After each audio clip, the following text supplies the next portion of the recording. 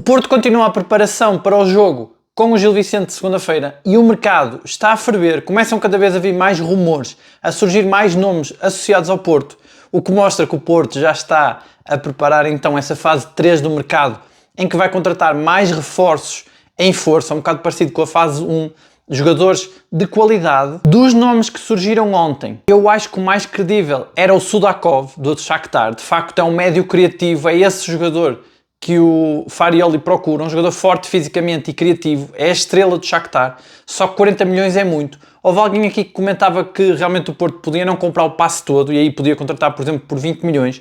Então eu acho que esse é o mais credível dos rumores de ontem, mas hoje surgem novos nomes que eu acho que também são credíveis. De tudo o que se fala hoje, eu destacaria o Fabian do Bolonha. Dá-me a impressão que este nome apenas surge porque o Bolonha está interessado no PP. Como o PP, surgem hoje notícias que ele já disse que queria, assim como disse o Samu, e teve uma reação igual, disse que queria ficar no Porto para ser campeão e só na próxima época é que poderia pôr a hipótese de sair do Porto. Parece que foi esta a resposta que ele deu. No entanto, o Porto, talvez numa de dizer que o jogador é valioso, dizer assim, já que vocês vão levar um titular nosso, nós também queremos um titular vosso. Acho que é daí que surge o nome. O Fabian é um médio que o Porto procura e fazia sentido. O PP sai, extremo-direito, e entra o Fabian, que é um médio que o Porto precisa mais e que faria mais sentido para o Farioli, e depois o Porto então contratava outro extremo-direito. É um negócio complicado porque era primeiro preciso que o PP quisesse sair, que o Bolonha pagasse os tais 40 milhões pelo PP, ou 30 milhões, qualquer coisa perto disso, e ainda deixasse sair o Fabian. O outro nome que surge, que poderia até tapar esse buraco deixado em aberto pelo PP, é o Camberos. Confesso que eu não conhecia este jogador, o Camberos é dos Chivas, eu fui pesquisar, ele tem só 18 anos, portanto, insere-se naquele perfil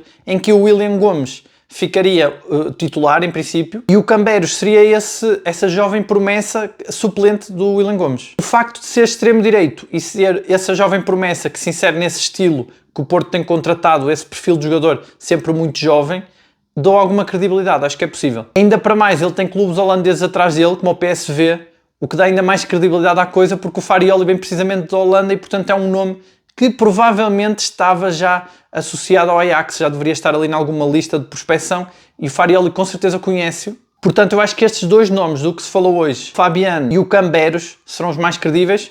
Dos de ontem, o Sudakov, ainda acredito que ele possa chegar, mas o que importa mais destes rumores não é se estes jogadores vão mesmo chegar ou não. Importa ver que, de facto, o Porto está a dar sinais claros de quais são os tipos de jogador, o perfil, a posição que ele procura. O Porto procura claramente mais um médio, mais uma opção ali para o lugar do Gabri Veiga ou do Froholt, mais à frente do Alan Varela. Procura um extremo direito, claramente, e depois procura um lateral esquerdo. Surgem notícias hoje que o Porto também está à procura de um lateral direito. Faz sentido, uma vez que o Martim se lesionou, o Martim tanto pode jogar do lado esquerdo como do lado direito. Se formos a ver bem, é verdade que o lado esquerdo é o que está pior, porque o Zaidu está de saída. O Francisco Moura ainda não recuperou totalmente e quando recuperar não vai ter ritmo de jogo, portanto a lateral esquerda está totalmente desprotegida. Mas a lateral direita também só tem o Alberto Costa, uma vez que o Martim está lesionado e ainda vai estar 2 ou 3 meses fora. Isto na melhor das hipóteses para o Martim. Portanto, não seria descartar o Porto também contratar um lateral direito. Nesse caso, o Porto contrataria um extremo direito, um médio centro para jogar à frente do Varela, possivelmente um outro número 6, porque não me parece que o Tomás Pérez seja esse número 6 que o Farioli procura, tanto que ele até já jogou pela equipa B. Um ou dois laterais esquerdos, um lateral direito e mais um defesa central provavelmente. Portanto, o mercado vai ferver e o Porto vai chegar aí com muitos nomes novos. Este plantel ainda não está fechado. O Zaidu, segundo as notícias de hoje, também já deu a entender que quer sair do Porto. Ele não quer ser suplente, ele quer ser titular. Já indicou ao seu empresário, que é o Jorge Mendes, que ainda por cima é um bom empresário, que tem muitos conhecimentos, muitos contactos para encontrar um bom clube para o Zaidu. E já deu então indicações ao empresário e ao próprio Vilas Boas de que quer sair porque não quer ser suplente. No entanto, o Zaidu, tudo aponta que vai ser o titular no lado esquerdo da defesa, frente ao Gil Vicente. Ou seja, pode ser o jogo de despedida do Zaidu e depois desse jogo ele sai e seria interessante se ele marca um golo ou faz uma assistência, porque o Zaidu pode fazer isso. Eu imagino sempre uma boa exibição do Zaidu no ataque, uma vez que defensivamente ele comete alguns erros. Enfim, podemos esperar tudo do Zaidu, boas ou más exibições. É aquele jogador que, como vocês dizem nos comentários, é aquele jogador que amas ou odeias. Há muita gente aqui que comenta que ele não joga nada, há muita gente que comenta que ele é mal amado e que é bom, mas é mesmo isso, o Zaidu é esses dois extremos, capaz de fazer o melhor e o pior. Mas o Zaidu tem então mercado e deverá sair, e o próprio Farioli apostou muito nele. É o Zaidu que quer sair, porque o Farioli já o via como o lateral esquerdo suplente do Francisco Moura. A minha opinião sobre este caso do Zaidu é que ele ficou incomodado por ter sido suplente em detrimento do Martim. O Martim ter jogado no lugar dele. Eu acho que ele achava que ia iniciar o campeonato a titular. Eu também achava. Se bem que quando o vi frente ao Atlético de Madrid no banco, já fiquei com dúvidas se não seria o Martim então a jogar do lado esquerdo. Eu acho que essa aposta o irritou, até porque o argumento que ele dá para sair do Porto é que não quer ser suplente, quer ser a primeira opção. Mas eu acho que o Zaidu sabe que o Francisco Moura seria sempre a primeira opção. No entanto, ele aceitou fazer a pré-época e entregou-se ao jogo e parecia querer fazer a temporada no Porto. Portanto, eu acho que o incomodou de facto foi o Martim estar à frente dele, porque aí ele fica como terceiro defesa esquerda. Acho que foi isso que levou a que ele tomasse esta decisão de anunciar que quer sair à direção e colocar o seu empresário à procura de um clube. Falando em jogadores que querem sair, temos então essa confirmação. O primeiro jogador que saiu, que já tínhamos falado no vídeo de ontem, é o André Franco. Ele saiu mesmo, portanto, é mesmo oficial, já foi apresentado lá nos Estados Unidos, já foi anunciado como jogador do Chicago Fire. Eu acho que ele não volta ao Porto, porque ele vai por empréstimo, o que pressupunha que ele voltaria, só que depois tem uma cláusula logo em janeiro, muito baixa, de 1,5 milhão, acho, ou 1 milhão. Portanto, muito baixo, em princípio ele não volta. E o próximo jogador dos excedentários que deve sair é o Gruites. Ontem havia a notícia de que o Oviedo queria o Gruites. O Oviedo está a mostrar interesse por todos os jogadores do Porto. Está a ver se cai algum bom negócio no colo, mas vai ser difícil, porque o Oviedo parece não querer gastar muito dinheiro. O Oviedo quer fazer esses negócios como fez o Chicago Fire, só que pagando ainda menos. Mas agora há propostas mais sérias da Arábia Saudita e da Turquia, que são mercados com muito dinheiro. E o Gruites tem algum mercado, porque o Gruites é um jogador que veio do Liverpool. Ele, quando chegou ao Porto, ainda me lembro, em 2020, havia muita esperança nele, achavam que ele era uma jovem promessa, que ele ia brilhar no Porto. Ele depois acabou por se enrolar ali muitas épocas, ficou desgastado.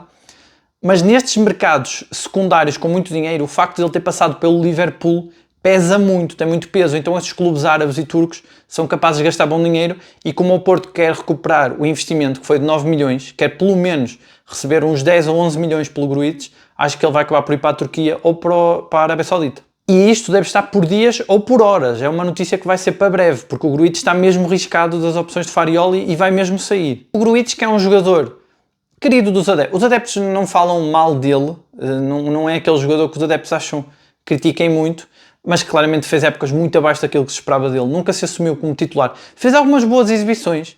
Ele também teve lesões um bocado chatas em momentos cruciais das temporadas. Foi sempre segunda ou terceira opção para aquela posição onde está o Varela e onde estava o Uribe, quando ele chegou. Acima de tudo, ele parece-me ser um jogador que ganha velocidade com a bola no pé, mas ele não é muito rápido a recuperar o posicionamento. Eu fiquei com a ideia que ele é mais um número 8 para jogar como está a jogar o Froholt, naquela posição. Não ser esperado dele ser o principal recuperador de bolas, que esse papel fica para o número 6, e também não ser o principal distribuidor de jogo, que o papel fica para o número 10, ele fica ali a 8 a fazer os equilíbrios, a ir do ataque à defesa e a correr com bola. O Gruites é bom a correr com bola. Mas enfim, ele fez épocas muito abaixo do que se esperava. Vamos ver se ele consegue se recuperar. Pelo menos o Porto espera recuperar o investimento que fez nele. Quanto aos outros excedentários, muita gente tem comentado aqui nomes que eu acho que não são. Eu acho que o Denis Gul não é um excedentário. Isto aqui vendo pela perspectiva do Porto, aqueles sinais que o Porto dá do que é que são os excedentários. Acho que o Eustáquio também não é excedentário. Há muita gente aqui que fala deles. Mesmo o Zé Pedro parece que também não é excedentário. Os excedentários que o Porto dá sinais de querer vender nesta fase 2 do mercado são o Ivan Jaime, o Fábio Cardoso, o Romário Baró e o Namazo. Acho que destes nomes, o que o Porto tem mais possibilidade de vender seria o Ivan Jaime, porque jogou muito bem pelo Valência. Ele tinha mercado, principalmente em Espanha, só que o Valência parece que não quis pagar o que o Porto pedia por ele. O Valência está com problemas financeiros, ao que parece. O Fábio Cardoso, confesso que gosto dele. Acho que ele é um central, na atitude, um central a Porto. Só que, lá está, estes nomes são tudo nomes de jogadores que em algum momento os portistas acharam que iam brilhar no Porto. Só que foram muitos anos, são todos jogadores já desgastados, de várias épocas, a render abaixo do que se esperava deles. Basta ver o caso do Namazo, que chega da equipa B, ainda marca uns golos no início, quando começa a jogar, empolga muito. Eu lembro-me de um golo que ele marca, agora não consigo assim de cabeça dizer contra quem foi, mas ele marca um golo de fora da área muito bom, logo ali nas primeiras exibições, e dá a entender que seria esse segundo avançado ou essa segunda opção para a ponta de lança, um jovem inglês com muito potencial, só que os anos vão passando e ele foi-se desgastando e nunca conseguiu render aquilo que se esperava. O Namazo, que é um problema também de finalização, ele não consegue marcar golos, ele não consegue ser eficaz na finalização, que é o que se pede a um avançado. Isso é exasperante nas últimas épocas, porque o Porto tem tido dificuldades de marcar golos e o Namazo tem essa dificuldade. Ele traz sempre muita atitude em campo, ele de facto dá tudo, não há nada a apontar nesse caso, e ele até pode ser melhor a jogar com os pés do que o Samu, por exemplo, consegue transportar melhor a bola, dominar melhor a bola, Mas depois tudo o resto que se pede a um avançado, de estar lá na hora certa, de empurrar para a baliza, ele falha golos muito fáceis e depois também foi-se perdendo noutros posicionamentos. O Namazo foi extremo, foi médio, jogou na direita, na esquerda, segundo avançado, desgastou-se. Todos estes jogadores estão desgastados, assim como o Romário Baró, que entrou como grande aposta do Sérgio Conceição, depois lesionou-se, depois voltou a entrar, depois fez uma má exibição, não sei se foi frente ao Benfica ou num jogo da Liga dos Campeões. Deixem nos comentários qual foi o jogo, que eu não me lembro assim de cabeça, mas sei que o Baró fez uma exibição qualquer, que o Sérgio Conceição o castigou e ele ficou muito tempo sem jogar, depois voltou de forma intermitente e vai-se arrastando assim. São jogadores que realmente precisam de sair, são esses os ex-sedentários considerados pelo Farioli.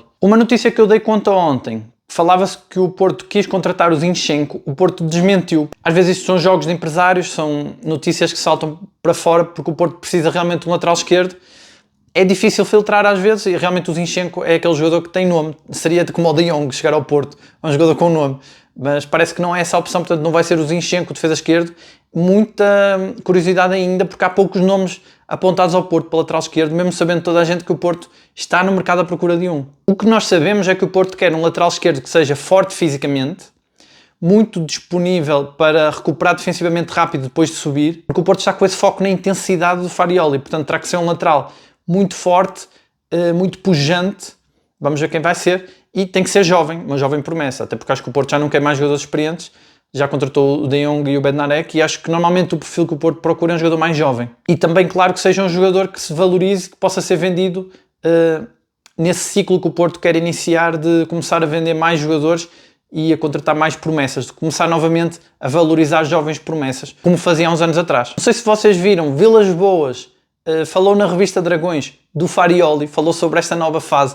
Ele parece estar muito entusiasmado, ele está encantado com este treinador. Ele diz que o Farioli trouxe uma visão moderna e mais rigor, trouxe mais intensidade para os treinos, que é o treinador certo para iniciar esse ciclo de conquistas que se inicia nesta época. Isto são palavras do Vilas Boas, portanto ele está confiante que este ano o Porto vai iniciar um ciclo de conquistas. Ele diz que este projeto tem toda uma nova dinâmica diferente da época passada e que aposta mais no talento e na disciplina. Enfim, isto são palavras que normalmente é preciso confirmar, porque falar toda a gente fala, mas a verdade é que nós estamos a ver isso. O Farioli tem um mês de treino no Porto e já se nota muita diferença nessa tal disciplina, no talento dos reforços contratados e nessa tal atitude, nessa tal vontade de iniciar um ciclo de conquistas. Nota-se bastante essa diferença. O jogo da primeira jornada mostrou isso. E mesmo o jogo contra o Atlético de Madrid também mostrou isso. Mas eu acho que o do Vitória de Guimarães é um melhor modelo porque é um jogo oficial, de competições a doer mesmo. Agora vamos ver frente ao Gil Vicente. Atenção, eu lembro que o Porto do Vítor Bruno, em casa, até se safava bem. O problema era fora. Quando jogava fora, é que era um descalabro total. Portanto, vamos ver, fora é sempre mais difícil. E eu relembro aquilo que eu disse em outros vídeos. O Farioli é um treinador estrangeiro, que ainda por cima vem da Liga Holandesa, que é das ligas, que tem os estádios e os ambientes nos estádios mais lineares. Em Portugal, cada estádio é um ambiente diferente. É uma liga que tem essa diferença, porque apesar de ser um país pequeno, cada estádio e cada cidade tem um ambiente muito diferente, relevados diferentes, tamanhos diferentes, e às vezes os treinadores e os jogadores estrangeiros demoram a adaptar-se a isto. Espero que o Farioli consiga, esteja ciente disso. O Farioli está bem acompanhado e tem esse rigor e disciplina, espero que isso não aconteça, mas vamos ver nos jogos fora como é que o Porto sai. E falando nesse rigor e disciplina, o Porto continua a soltar vídeos dos treinos, e eu confesso que eu gosto muito de ver esses vídeos. Acho que todos os esportistas gostam de ver esses vídeos, por isso é que o Porto tem soltado mais, porque realmente há muito essa intensidade. E eu achei interessante no vídeo que o Porto lançou hoje, nota-se a presença de Lúcio González. Ele a pedir para os jogadores darem mais, para acelerarem mais. Às vezes eu esqueço-me que o Porto tem também esta grande figura que é o Lúcio González, que foi o El Capitano do Porto durante muitas épocas. E eu acho que o Lúcio González deve estar a dar muitos conselhos, principalmente ao Froholt, porque aquela era a posição do Lúcio. Portanto, o Froholt tem ali um legado que o Lúcio González está ali atento. Eu acho que é uma vantagem e uma mais-valia para o Froholt ter ali o Lúcio González perto dele. Mas vê-se essa intensidade nos treinos, tem sido patente. Toda a gente fala que ele é muito exigente, o Farioli. Bem, e na conferência, aquilo que eu dizia, é impressionante. No fim do jogo com o Vitória de Guimarães, o Farioli vem dizer que não ficou satisfeito, queria que a equipa desse mais na segunda parte. Bem, com aquela entrega, aquela atitude toda que os jogadores tiveram, o Farioli queria mais. Portanto, ele é mesmo exigente e isso realmente tem-se notado neste primeiro mês de Farioli. Outro assunto que vocês têm comentado muito e que de facto levanta algumas questões aqui é a defesa do Porto. Acho que todos achamos que o Bednarek é um sucessor digno do Pep se continuar a fazer exibições como fez frente ao Guimarães, uma exibição perfeita, sem nenhum erro, impressionante. É aquele defesa central alto, forte, que dá tudo, rápido, muito concentrado, um verdadeiro patrão da defesa. Mas depois temos o Neuen Pérez, e o Neuen Pérez é aquele jogador que deixou muito má imagem na época passada, e está a ser difícil limpar essa imagem. Eu acho que ele parece que fica um bocado na sombra do Bednarek, e eu acho que é mesmo isso, até pela estatura dele, metaforicamente é mesmo assim. O Neuen é mais baixo. Eu acho que ele será aquele central mais ágil para chegar às bolas, para compensar as bolas que o Bednarek não consegue chegar. Mas há sempre essa questão, porque temos o Prpic também tem muita qualidade, mostra ser mais ativo, mais concentrado, um bocado mais o estilo do Bednarek do que o Neuen Pérez. Só que eu não sei se seria bom termos dois centrais parecidos, se não é melhor o Neuen Pérez. Eu acho que essa é a ideia do Farioli, ter dois centrais diferentes para se complementarem, mas realmente fazia sentido uma defesa Bednarek-Prpic. E depois ainda temos o Zé Pedro. Realmente muitas dúvidas na defesa. A única dúvida que não há nesta dupla de centrais acho que é o Bednarek. Acho que o Bednarek assumiu-se naquele jogo frente ao Vitória de Guimarães no Dragão e agora vai ser difícil tirá-lo. Cabe ao Neuen Pérez deixar de ser o patinho feio, mas vai ser difícil, vai demorar. O Neuen Pérez tem que fazer boas exibições, vamos ver. E então o Porto prepara esse jogo da segunda jornada frente ao Gil Vicente com muita confiança, bilhetes esgotados pelos portistas para o jogo, apesar do preço elevado, muita esperança. Agora, atenção Porto, temos aquele fator que eu disse de estarem a jogar fora, vamos ver como é que reagem. Tem ali muitos jogadores novos que não conhecem essas diferenças do campeonato português a jogar fora.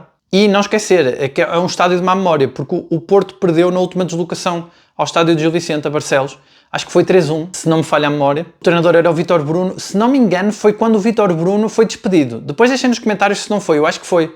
Bem, eu acho que era o Félix Correia, era muito bom. Fez uma grande exibição contra o Porto, mas também o Porto cometia muitos erros. E era o tal Porto do Vítor Bruno, se não me engano. Eu não sei se era o Anselmi, mas acho que não, ainda era o Vítor Bruno. Se não me engano, foi nesse jogo que até o PP não jogou. Parece que se recusou a jogar. Houve ali um problema qualquer com o treinador. E esse Porto era inacreditável porque em casa conseguia vencer os jogos com maior ou menor dificuldade, mas fora era uma desgraça.